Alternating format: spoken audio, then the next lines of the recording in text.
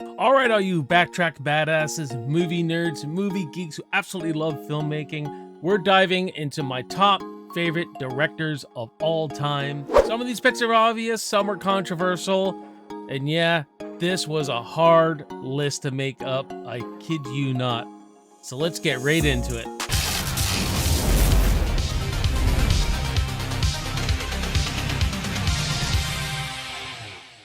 What's up, everyone? Welcome back to Backtrack Cinema. My name is Jason, and welcome to my video of my top 10 directors of all time. So we'll be ranking my personal top favorite filmmakers, directors of all time. And obviously, this is just my list.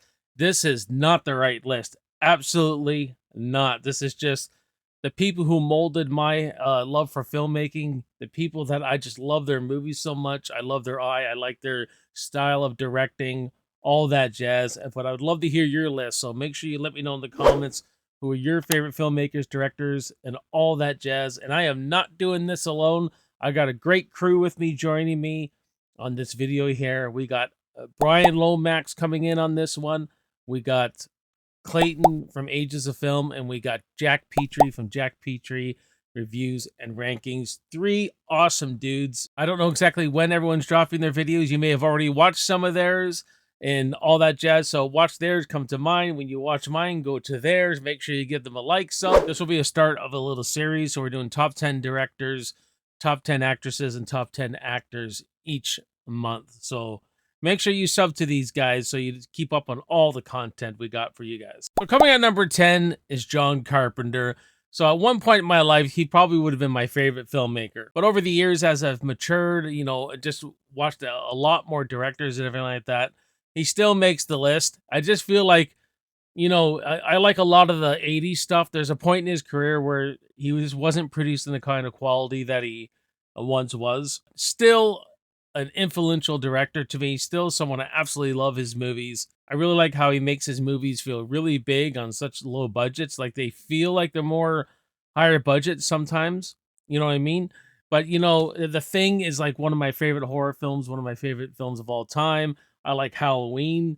I like Assault on Precinct 13. Starman is an absolutely underrated movie. So when you go through his career, right, you see he does a low budget movie like Halloween that really launches him. And then he goes into something like The Fog. And then he does The Thing, this creature feature, what I think is his masterpiece. I think that's his best movie of all time. It didn't do so well, but still, directing was just amazing in that movie. But then, he just wanted the work. He goes into Christine, adapts some Stephen King, really good. Starman, absolutely love Starman. They Live. It goes on and on during the 80s. Big Trouble in Little China. He always creates really interesting characters. He always creates a more blue collar type characters, I would say. People who look like these characters. Like They Live, Roddy Piper is a real blue collar, really looks like a man, you know what I mean? I like how he uses the camera to create atmosphere and tension through all of his movies. And one of the guys, he creates most of his own scores, which I think is fantastic. I think he's also a really great musician, but you can't go wrong with John Carpenter's films for the most part. Coming at number 9 is Robert Zemeckis. I love this guy. He just seems to produce a lot of movies that I really, really love. I only saw Romancing the Stone like maybe last year, something like that. I loved it. It was just a great adventure film. And he still says to this day that was one of the hardest films he ever made. But as a kid, the hits he was coming out with, man, when he did Back to the Future and he did Back to the Future 2 and 3, he does Who Framed Roger Rabbit. He's a really visual effects kind of guy, always pushing those boundaries. That first movie, they add like live action with a cartoon. Fantastic there. And he does a comedy like Death Becomes Her. I love Forrest Gump. This is what he won Best Director for. It's a great film. I love the emotion of that film. He goes on to do Flight, Castaway, and one that no one really talks about is What Lies Beneath, where he pays homage to a complete, Hitchcock-style movie. I love that film. He was filming Castaway. I think they had to wait for Tom Hanks to lose weight. Takes the same cast, or not the cast, but takes the crew, They go shoot What Lies Beneath, they come back and do Castaway. I mean, that's just brilliant, right? I absolutely love What Lies Beneath. It was one of my favorite movie experiences. He just creates really great stories. He always gets really great performances out. And the things he's had to deal with, most notably, like in Back to the Future, where 60% of the movie is shot, and originally it wasn't Michael J. Fox, it was Eric Stoltz. It must have been a truly, truly difficult thing to do, a truly difficult time during that set, but it benefited the story and the movie so much. So these directors, they have hard decisions to make. I think he's a really great filmmaker who's like kind of like this an extension of Steven Spielberg, giving us a lot of good popcorn entertainment, but also some really good heartfelt stories with some really good characters that are timeless. So coming at number 8 is Clint Eastwood. I love Clint Eastwood as a filmmaker, as an actor, as a Western legend, making his name for those spaghetti Westerns and everything like that. But he also directed so many films, man. I mean, I just love his directing style, a real focus on character and story. Apparently, he doesn't take too much time for takes too. He gets, he lets the actors do their thing, lets everything breathe. Really old school style director. I will say, I think Million Dollar Baby and Gran Torino are some of my favorite films that he's directed. The ones that he's not starred in, like Mystic River, is really good. I really like what he did with Changeling with Angelina Jolie. But the guy directs like The Outlaw Josie Wales, High Plains Drifter, Pale Rider, Unforgiven. Some of these great westerns. He also did like Heartbreak Ridge. Love that one. I mean, he just directed some really great movies, man. And one of his most underrated, I think, is Bronco Billy. If you haven't seen Bronco Billy from 1980, you guys all got to check it out. Again, very character-driven movie story. It's a little bit of a Western, but it's got comedy. It's got a little bit of action. It was a great surprise, Bronco Billy. But Clint Eastwood's just been a legend of the business for so long. Whether you love him as an actor, an action star, a cowboy, those old westerns, or his directing style. He always brings a great little story with a character that you just want to follow. Love his style and sensibility to filmmaking. And the character driven stuff's just awesome. Coming at number 7 is Christopher Nolan. Now I know Christopher Nolan's gonna be really high on probably a lot of people's lists, but I think he's gonna be on everybody's list, no matter where you have him in your list. Christopher Nolan's another one who's just extremely talented, all about story and character. Goes into some more high tech, high concept kind of ideas. What he did with the Batman trilogy is fantastic. How he grounded it and made it a little more gritty. It's more of like if Batman was in this the world we live in. You know what I mean? Rather than this comic book world. And when I first watched Memento, how this whole movie plays backwards. This guy who can't remember anything, right? He has this short-term memory loss and everything like that. I mean, my wife and I, when we first watched that way, I said, man, this director, this guy's going somewhere, man. And then, it does, I think he did Insomnia next, and then the Batman stuff, and he just keeps hitting them out of the park. I love The Prestige. The Prestige is still my favorite Christopher Nolan film. I absolutely love that story. The way he just sets everything up in that as a magic trick, and he's telling you right away, he's telling you this is a magic trick, look for this, look for this, look for this. And I'm not going to spoil anything, but these twists in this movie and everything like that, you're like, well, he showed you the whole time. You like, you know what I mean? It's just so brilliantly directed, right? What I like about him is he doesn't hold your hand through his movies. He's assuming that you know things before you go into his movies, like Interstellar, right? Fantastic film. And he's assuming you know something about the theory of space and relativity and E equals MC squared, and that you don't need all this stuff explained to you. He's not walking you through this movie and spending all that time doing that. He just puts you into the story, assuming you know an understanding of this stuff. And I love that about him. He doesn't treat you like an idiot. You know what I mean? But what he does with all this high concept stories he does and everything, I just love how he puts emotion and heart into it. That scene in Interstellar where he goes on the planet and it's been years now when he comes back, but only a few hours for him. And then he sees his kids growing up, through the message, and he's crying. Oh man, That's what I mean. He had so much emotion. And today I'm the age you were when you left. I haven't seen his last few movies still, and he still makes this list. Like, I haven't seen Tenet, I haven't seen Oppenheimer. This guy could shoot up pretty high in my list eventually, but um I love Christopher Nolan. I love most of his films. Even Dunkirk, I thought was a fantastic film, and a lot of people I think don't like that movie as much.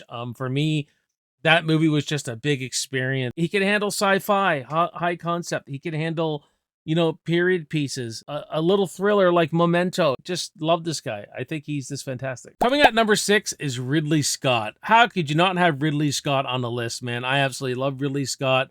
Obviously, he comes out, makes a name for himself with Alien, just this really slow burn, creepy atmosphere alien movie, right? That just shocked people, right?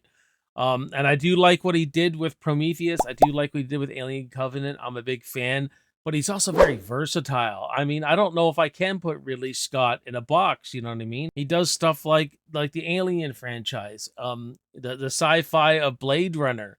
You know what I mean? But then he does stuff like Thelma and Louise, this very empowered female road movie. He does stuff like White Squall, a high school kind of sales ship where they're getting their education and they're finding out a coming of age story of who they are. He does period dramas like Gladiator and the Last Duel. Black Hawk Down. He can do a war piece. You know what I mean? You can't really say this is the type of film he does. You know what I mean?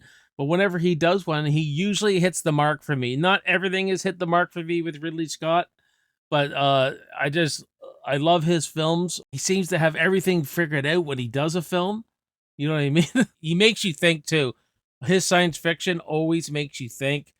His world building is really, really good whenever what he did with Gladiator, like showing the Colosseum and, the way they built that and everything was pretty remarkable. And same with his science fiction, like in Blade Runner, that world building. He was doing stuff that no one else was doing for sure. Definitely like an innovator of a lot of stuff. So love Ridley Scott. Coming at number 5 is Alfred Hitchcock. Now I love Alfred Hitchcock. He's definitely you got to respect him. The master of thrillers and suspense. And there's a lot of Hitchcock I haven't even seen yet. A lot. And he makes this list. Psycho is one of my favorite films of all time. It's an absolute game changer. And that's because the way he decided to shoot that movie. I love his use of those really long takes he does. I love Dial M for Murder. I love Rope. I love Rear Window. These are all very well acted, very suspenseful movies. But probably my favorite, other than Psycho, is Shadow of a Doubt. I love Shadow of a Doubt. That's one of his. I think that was his favorite movie that he ever did. I think he said once. If you haven't seen Shadow of a Doubt, go back and watch that movie. The birds, you could almost say, is like this little creature feature. All these crazy birds attacking and everything like that. I even love that one. So many I got to see, but I just love this guy's style. I love how every time I get into one of his movies, I'm always impressed by how he shoots it, by how suspenseful it is, the way he puts the camera, his directing style, the way he creates suspense and everything these are all techniques that all future filmmakers are using and using to this day. So I absolutely love Alfred Hitchcock's style for sure. I mean, I could watch Psycho every day for the rest of my life and see something a little bit new about it. And so I'm still need to dive into a lot more Alfred Hitchcock. I'm sure not everything's going to be a banger, but everything I've seen so far has been just, been impressed by, man. So love Alfred Hitchcock. Coming at number 4 is Steven Spielberg. Again, this is probably going to be number 1 on a lot of people's lists. It's just, I like a few people just a little bit more, but Steven Spielberg is a legend. The guy has nothing more to prove. I mean, you go through this guy's, some of my favorite movies of all time, like Jaws, Saving Private Ryan, Jurassic Park, all the Indiana Jones movies, like these adventure movies, you know what I mean? That just he always hits at the box office. He's responsible for that summer blockbuster where, he molded a whole generation of the 80s, and he's still like influencing filmmakers. He still hits on each generation, whether in the 70s it's with Jaws and Close Encounters, with the 80s it's Indiana Jones, E.T., the 90s Jurassic Park. My son absolutely loves Ready Player One.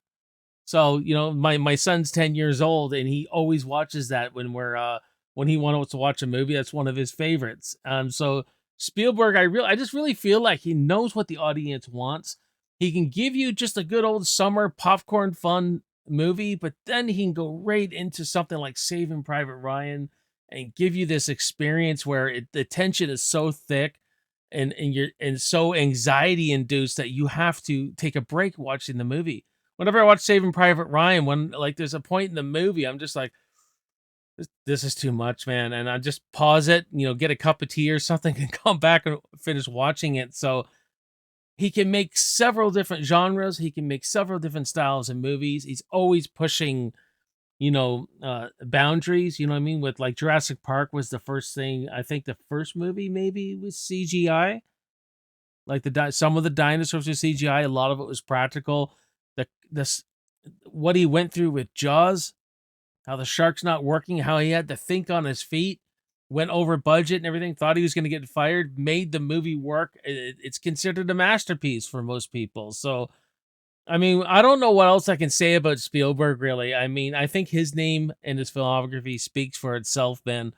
This guy just keeps turning out stuff, and I just love his work, man. Absolutely love his work. Coming at number 3 is Denis Villeneuve. I hope I pronounced that right, but no, filmmaker from Canada, Montreal, Quebec area, I believe, and love this guy. I know he doesn't have a ton of movies, and I still haven't seen Dune 1 or 2 at the time of this recording, and I think that says a lot of what his films really mean to me. I get so excited when he has another film coming out, man. I'm so late to the party on Dune 1 or 2. I gotta watch that, and I gotta watch it now, like right after this recording. I can't even tell you the first movie I watched by him. It was Prisoners of Sicario. I think it's Sicario, but what he did with Sicario, what he did with Prisoners. I like the one from Toronto, Enemy, I thought was really good. Arrival is really good. Blade Runner 2049, you know, he has a lot of science fiction movies, but he also does those dramas like those drama thrillers like Prisoners and Sicario, and he always the cast he puts around himself, like the Benicio del Toro and Josh Brolin, Emily Blunt. He uses Hugh Jackman, Ryan Gosling, you know, just the talent, Amy Adams that he surrounds himself with when he does a movie is just incredible. He just has such a great, I like his slow burn kind of style, the way he can create tension. He creates such good tension, gets such good performances out of his stories, and the things are so well written what he's doing. I don't know if he's writing the material a lot of the times, but the way he directs these films, man, is just amazing. I love this guy's style. I'm always looking forward to his next piece of work. Like, I mean, Prisoners has been one of my favorite movies. Sicario is probably my favorite of his. Absolutely love that. Blade Runner 2049 is better to me than the original Blade Runner.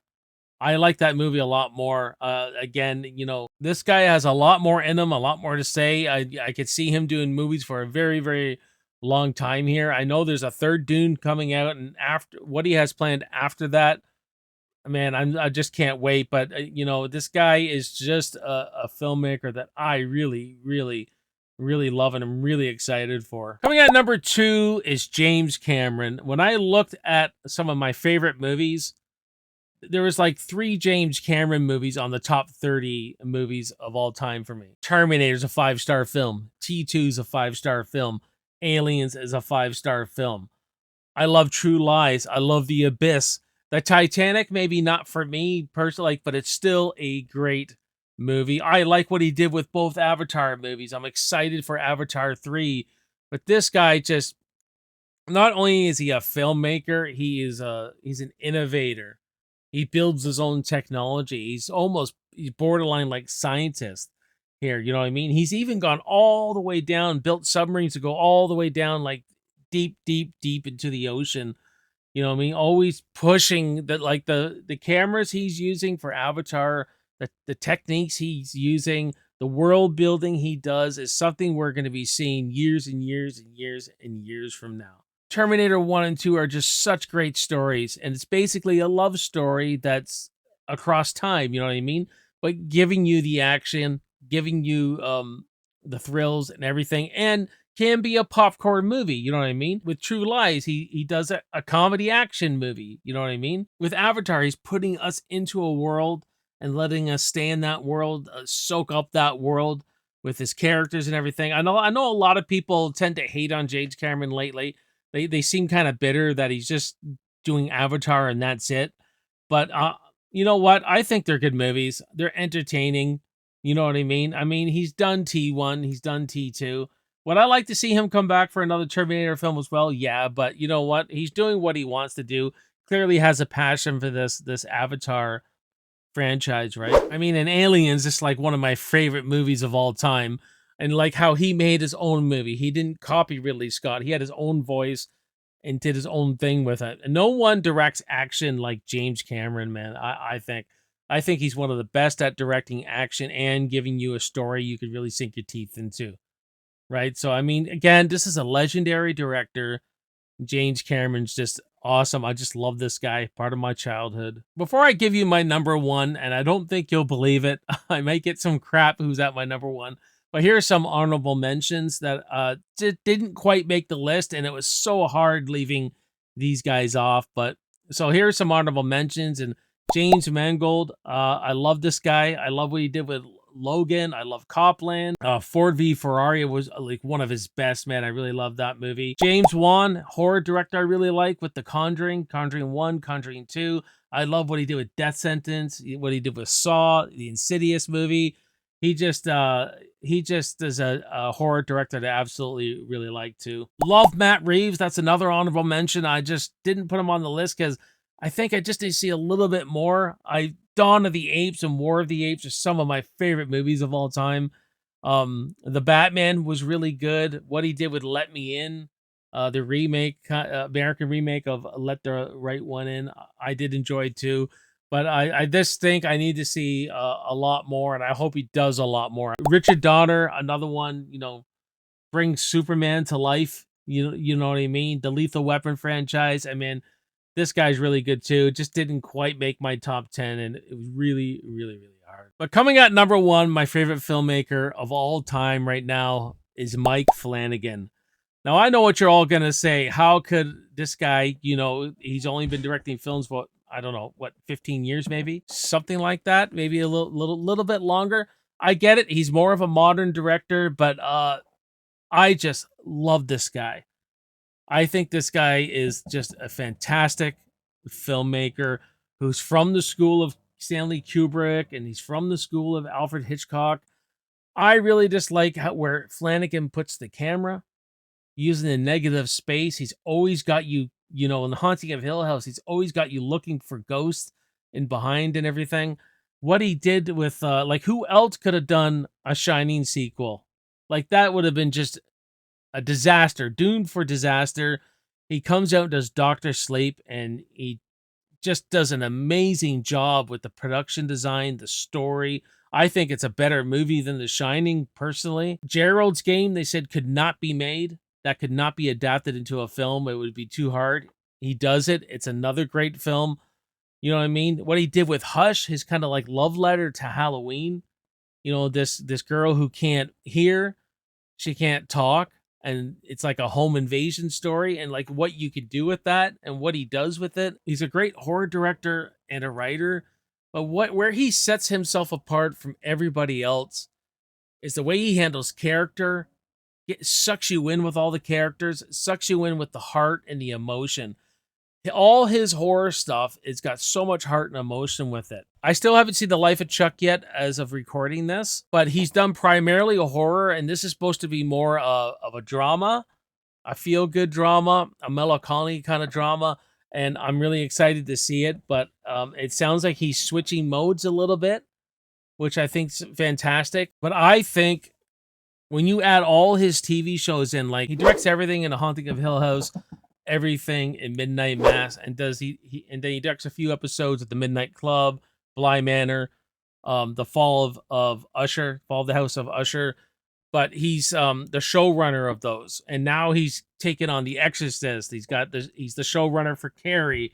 He's like stacked for the next 10 years, man. But and what he did with Oculus, I think that's where I first saw him, was with Oculus. I go, who is this guy? This is a fantastic little movie. And then I saw Hush, and I didn't really become a fan till Hill House. When I saw Haunting of Hill House, it's become a tradition. Every October, I go through that whole thing. It's a masterpiece to me. It is the best horror piece I have ever seen out of any horror thing you ever throw at me. I think The Haunting of Hill House, if I could give it a freaking 6 out of 5, I would. It's an A+ masterpiece. I love every episode. I love every character. I love the atmosphere, the mood, the heart of that thing. That's Flanagan. He can scare you to death, and at the same note, he can make you cry. Writing sensibility, those monologues that sometimes the studios don't like. He gets criticized a lot for it. Our attention span has just gone to shit, man. You know what I mean? No one has an attention span. He throws you this 2 to 3 minute monologue that is all character driven, all story, and it just latches you on more. But the problem is people don't have a bloody attention span no more. They just want bang, bang, bang, bang, bang. They want everything thrown at them instead of getting sucked in by character. I love this guy. I just don't want to go on and on and on here. Love Mike Flanagan. He's the director. When he's got something else coming out, I'm just so excited for, where I'm just jumping for joy. I go, okay, what's he going to give me next? What's he going to give me next? I love this guy. I know it's not a popular opinion. I think for a lot of people, he's really good. And a lot of people is probably, I gotta see a lot more from him. Mike Flanagan's doing TV and he's doing movies. And I don't think we've seen the best yet from Mike Flanagan. Maybe we have. I don't know. But he's got a hell of a long career still ahead of him. So much more content he's probably going to be doing. And I just see his career. Maybe he hasn't done his Psycho yet. You know what I mean? Maybe when he's been around like 25, 30 years, he's going to just punch us right in the gut with something that's just absolutely amazing. And I do think The Life of Chuck has been his favorite thing he's done so far. But man, I love this guy. I love Mike Flanagan. So that is my list, guys. Let me hear your list. Let me know in the comments of your top 10 favorite filmmakers. I would love to hear them. Let's chat about it in my comments. And don't forget to check out Bryan Lomax's video, Jack Petrie and Clayton from Agesoffilm. Please go check them out. Sub, like, all that kind of stuff. And we're going to have a great time discussing our top 10 directors. My name is Jason. You've been watching Backtrack Cinema. I'll see you next time, and I'll see you in the movies. Cheers.